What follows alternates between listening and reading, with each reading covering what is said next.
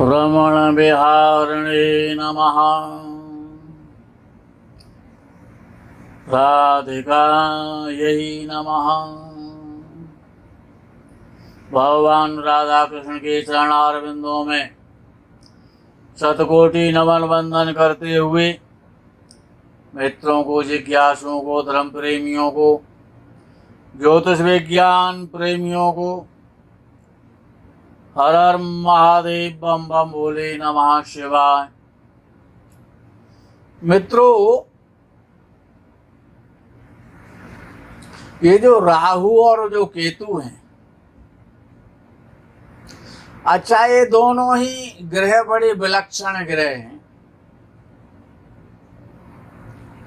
कि ये तो कुंडली में, किसी की भी कुंडली में यदि उच्च राशि का यदि केतु है, जबकि केतु तो पापक ग्रह है, लेकिन वहां पर विद्वानों ने एक शर्त लगा दी, महर्षि पाराशर ने, कि यदि केतु उच्च राशि का है किसी की भी कुंडली में, तो धर्म में सबसे श्रेष्ठ और सुंदर मार्ग होता है आध्यात्म मार्ग। तो वो व्यक्ति को आध्यात्मिकता देता है, वेदांती बना देता है, आध्यात्मिक बना देता है। धर्म, परम धार्मिक, धर्म की पराकाष्ठा आध्यात्मिकता। और क्या विचित्र बात है। अच्छा, केतु का वाणी से क्या संबंध है, हर्ट से क्या संबंध है?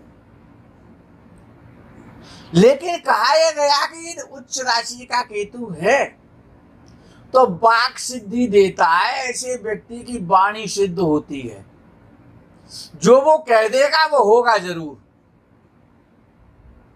अगर उसने सच्चे मन से अगर कुछ कह दिया है तो उसे कोई टालने वाला, मेटने वाला और काटने वाला नहीं होता है, वो पत्थर पर लकीर होती है। यह तो उच्च राशि का केतु है। तो आध्यात्मिकता के साथ साथ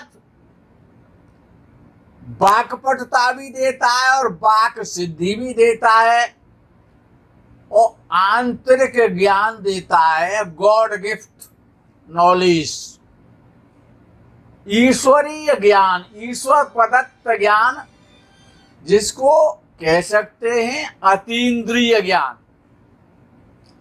जो हृदय से जो उत्पन्न होता है, जो भावनाओं से ज्ञान उत्पन्न होता है, जो पुस्तक के द्वारा पुस्तक में नहीं मिलता है, जो समाज से नहीं मिलता है, जो किसी से नहीं मिलता है, अर्थात ईश्वर के द्वारा प्रदत्त ज्ञान को अतीन्द्रिय ज्ञान कहा जाता है। इंद्रियों का ज्ञान, गॉड गिफ्ट नॉलेज।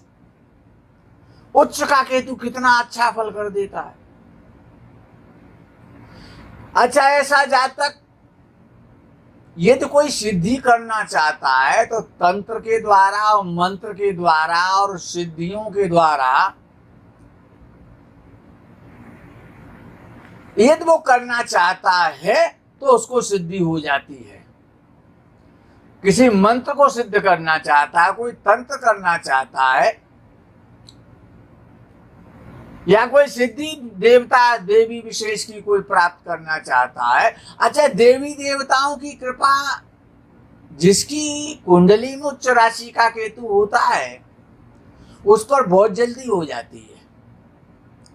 देवी देवताओं की जो साधना का जो फल है वो उसको बहुत जल्दी प्राप्त हो जाता है। ये केतु कैसा विचित्र ग्रह है। अच्छा, ये भाग्यवशात नीच राशि का केतु हुआ तो ये थोड़ा सा विषय उच्च राशि का हो गया, थोड़ा सा विषय नीच राशि का भी तो देख लो। अगर नीच राशि का केतु हुआ तो क्या करेगा कि मलिन बेसी बनाएगा, भक्षा भक्ष का सेवन करने वाला बनाएगा, बुरे विचारों वाला, मलिन विचारों वाला बना देगा और व्यक्ति कुछ न कुछ व्यसनी हो जाएगा और जीवन बड़ा कष्टप्रद हो जाएगा। अतीन्द्रिय ज्ञान तो बहुत दूर चला जाएगा। आध्यात्मिकता वो नहीं दे सकता है। फिर ये तो नीच राशि का केतु है। अच्छा, इसी विषय को लेकर के, क्यों विषय राहु केतु से प्रारंभ किया गया है, तो थोड़ा थोड़ा प्रकाश डाला जा रहा है इन पर। लेकिन मित्रों, ये जो वीडियो है ना, बड़ा ज्ञानगम्य है। आनंद तो आएगा, लेकिन ज्ञान ऐसा अद्भुत प्राप्त होगा जो शायद अब तक नहीं मिला होगा। ये तो उच्च राशि का केतु है, वो सॉरी, ये तो उच्च राशि का राहु हो जाता है। तो उच्च राशि का राहु राजनीति कराता है, राजनीतिक बना देता है व्यक्ति। पॉलिटिक्स, अच्छा पॉलिटिक्स क्षेत्र में ना हो, लेकिन उसे पॉलिटिक्स का ज्ञान होता है। कूटनीतिक बना देता है। अच्छा, विदेशी और बाह्य लोगों से, घर के लोगों से नहीं, बाह्य लोगों से और विदेशों से, अन्य स्टेटों से, अन्य कंट्रियों से उच्च का राहु धन दिलवाता है। उच्च का जो राहु है, वो उच्च का राहु कहाँ माना गया कि वृषभ राशि का उच्च का है, मिथुन का तो मूल त्रिकोण राशि का है। ये और याद कर लेना आज से, इस पर मैंने पहले भी कहा है। यदि ऐसा नहीं कर पाएगा तो जो औषधियों का काम है, जैसे पतंजलि वाले करते हैं, पतंजलि योग के नाम से पतंजलि को दिखा करके और बाबा रामदेव और अपना जड़ी बूटियों का, वैद्यों के द्वारा औषधियों का, आयुर्वेद का जो व्यापार होता है, उच्च का राहु उसमें बड़ा प्रसिद्धि दिलवा देता है, बहुत धन दिलवा देता है। तो याद रखना, यदि आपकी कुंडली में उच्च राशि का राहु और सही भाव में बैठा हुआ है, शुभ भाव में बैठा हुआ है सही, तो आप राजनीति भी कर सकते हैं और विदेशों से धन भी कमा सकते हैं। अच्छा, ऐसे व्यक्ति हवाला में बड़े, क्या कहा जाए, हवाला जो होता है ना, हवाला आप जानते हैं, नाम तो सुना ही होगा। हवाला का नाम बहुत दिन से चल रहा है, आज से नहीं चल रहा है, वो हर्षद मेहता के टाइम से चल रहा है। हर्षद मेहता का नाम सुना होगा, उनकी व्याख्या तो मैं नहीं करूंगा, लेकिन हवाला तो आज भी चलता है। हवाला का मतलब है कि आपको कैश करेंसी का लेन देन चलता है, उसमें न कोई चेक होता है, न कोई टोकन होता है, कैश करेंसी का लेना और देना होता है। ये तो भारत के किसी व्यक्ति को 5 करोड़ रुपए और न्यूजीलैंड भेजने, तो न्यूजीलैंड के व्यक्ति का पता देगा और उसका मोबाइल नंबर दे देगा और 5 करोड़ रुपए दे करके चला आएगा। वो पूछेगा कितनी देर में पहुंच जाएंगे, तो भाई साहब 1 घंटे में पहुंच जाएंगे। 1 घंटे में तो विमान भी नहीं पहुंच पाता है, तो पैसे कैसे पहुंच जाते हैं? ये बड़ा एक सिस्टम है। तो जो हवाला का जो काम करते हैं उनको बड़ी सफलता मिलती है। तो ये उच्च का राहु होता है। तो मैं आपसे नहीं कह रहा हूं कि आप हवाला का काम करें, बहुत गलत काम है, देश विरोधी काम होता है वो, लेकिन उसमें सफलता देता है उच्च राशि का राहु है। तो अच्छा, वो कब सफलता देगा? उसकी सफलता अगर नहीं मिल रही तो उसमें क्या करना चाहिए? ये तो कोई अच्छा ज्योतिषी परामर्श आपको दे सकता है। तो हवाला के क्षेत्र में बहुत सफलता देता है राहु, और औषधियों के, जड़ी बूटियों के क्षेत्र में और राजनीति के क्षेत्र में राजनेताओं से संबंध तो जरूर बनाएगा व्यक्ति। उच्चाधिकारियों से, अच्छे लोगों से, श्रीमान धनवान लोगों से संबंध बना देता है। और यदि वो ही राहु यदि नीच का हो गया तो क्या करेगा?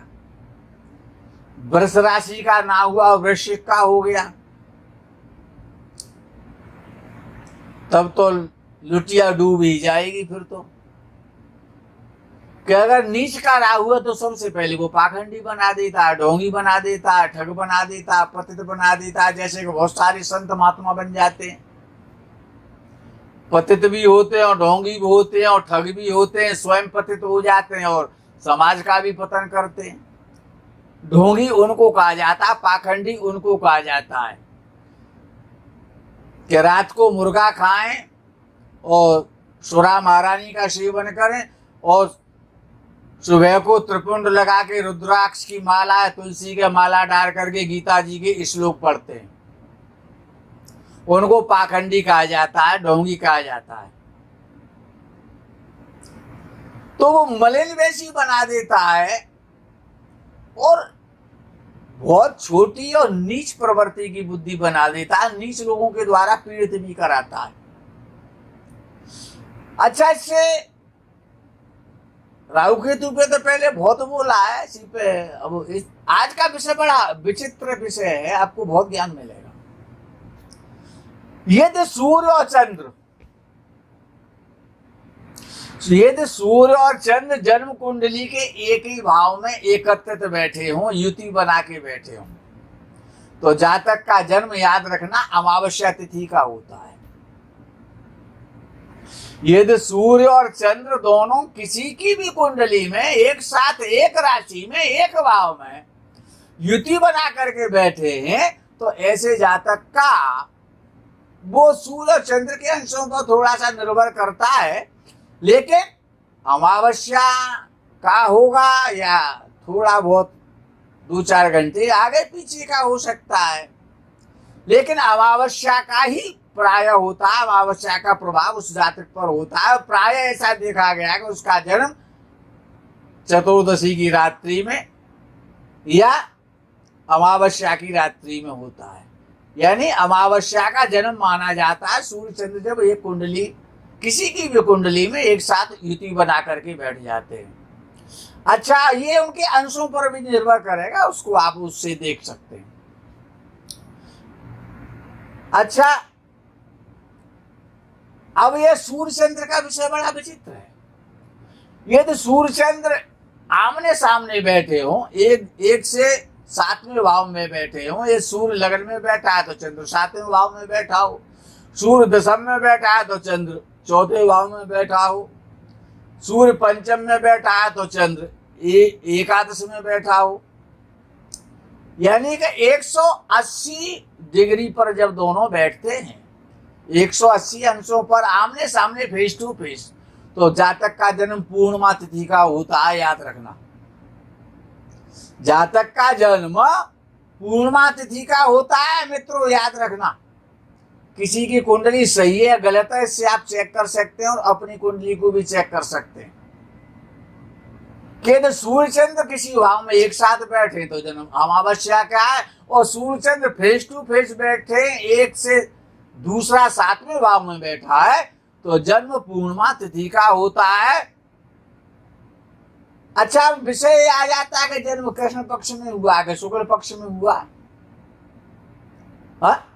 इसको भी तो आप स्वयं देख सकते हैं, बिना ज्योतिषाचार किया आप आज से देखना सीख लो, क्या परेशानी है कि यदि सूर्य से चंद्र 7वें भाव तक कहीं भी बैठा है, क्या, पुनः रिपीट कर रहा हूं अपने वाक्य को, कि सूर्य से चंद्र जिस भाव में सूर्य बैठा है, सपोज करो कि आपका सूर्य लगन में बैठा है, चंद्र 7वें भाव में बैठा है, 5वें भाव में बैठा है, 4वें भाव में बैठा है, 6वें भाव में बैठा है, 3रे भाव में बैठा है, लगन से दूसरे भाव में बैठा है, लेकिन सूर्य लगन में बैठा है, और चंद्र 7वें भाव में बैठा है, या चंद्र 5वें भाव में बैठा है, या चंद्र 4वें भाव में बैठा है, या चंद्र 3रे भाव में बैठा, कहाँ, सूर्य से 6वें भाव में बैठा या 7वें भाव में बैठा है, तो जन्म शुक्ल पक्ष का होता है मित्रों, याद कर लो आज से।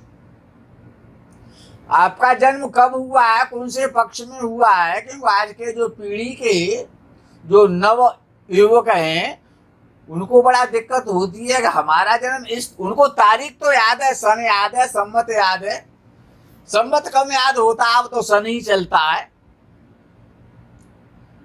और टाइम भी याद होता है क्योंकि वो बर्थडे मनाते हैं ना, इसीलिए तो वो, लेकिन उनको ये नहीं पता होता कि मेरा जन्म शुक्ल पक्ष में हुआ है कि कृष्ण पक्ष में हुआ है, तो यदि सूर्य चंद्र से 7वें भाव तक कहीं पर बैठा हुआ है सात, तो व्यक्ति का जन्म, जातक का जन्म, जातका का जन्म शुक्ल पक्ष में होता है। और यदि वही चंद्र सातवें सूर्य से 7वां भाव से आगे कहीं भी बैठा है, जिस प्रकार से कि यदि आपका सूर्य और यह चतुर्थ भाव में बैठा है और आपका चंद्र 11वें भाव में बैठा है, तो आपका जन्म कृष्ण पक्ष का है। यदि आपका चंद्र यानी कि सूर्य से 8वें भाव में चंद्र हो, 9वें भाव में हो, 10वें भाव में हो, एकादश भाव में हो या द्वादश भाव में हो, या चंद्र सूर्य के साथ हो, तो जन्म कृष्ण पक्ष का होता है। मित्रों, आज से आप इस सिद्धांत को, और यह फॉर्मूला अपने में अक्षर से पूर्णतया सत्य है, इसमें कोई विकल्प नहीं है। अगर कहीं संदेह आएगा तो केवल अमावस्या और पूर्णिमा तिथि पर आएगा, उसमें आप अंशों से निर्णय कर सकते हैं। क्योंकि चंद्र एक राशि में 30 डिग्री रहता है, और याद रखना सूर्य एक भाव में 2 घंटे रहता है। ये कोई नया फॉर्मूला नहीं है, आपको कोई बताता नहीं है। सूर्य एक भाव में 2 घंटे रहता है लगभग, मोटे तौर पर, और वो राइट है, उसको कोई काट नहीं सकता। 100% का फॉर्मूला मित्रों। यदि किसी जातक का सूर्य लग्न में है तो उसका जन्म प्रातः काल का है। यदि किसी जातक का सूर्य लग्न में बैठा हुआ है तो उसका जन्म प्रातः काल का है। यदि किसी की कुंडली में सूर्य 10वें भाव में बैठा हुआ है तो जन्म मध्याह्न काल का है, दोपहर का समय उसका जन्म है। और यदि वही सूर्य यदि किसी कुंडली में 7वें भाव में बैठा है तो जन्म सायं काल का, संध्या समय का है। और वही सूर्य यदि आपका चतुर्थ भाव में बैठा है तो जन्म मध्य रात्रि का है, अर्धरात्रि का, मध्य रात्रि का आपका जन्म माना जाएगा। यदि किसी का सूर्य द्वादश भाव में बैठा है तब आप क्या कहेंगे? तब आपको ये कहना चाहिए कि इसका जन्म सुबह के 6 बजे से लेकर के और 8 बजे के मध्य का है। और यदि किसी का सूर्य 11वें भाव में बैठा है तो आप क्या कहेंगे? तो आपको ये कहना पड़ेगा कि इसका जन्म 8 बजे से 10 बजे के मध्य का है, लगभग 10-20 मिनट नीचे ऊपर तो हो सकते हैं, लेकिन आप एक राइट टाइम पर पहुंच जाएंगे। वहां पर आगे पीछे उसको कर सकते हैं, लेकिन ये जो फैक्टर है बिल्कुल अपने में अक्षर से सत्य है। वो यदि किसी का सूर्य 10वें भाव में बैठा है तब आप क्या कहेंगे? तो आपको तत्काल कह देना चाहिए कि 10 बजे से 12 बजे के बीच का जन्म है। सीधी सी भाषा, मध्याह्न काल का जन्म है।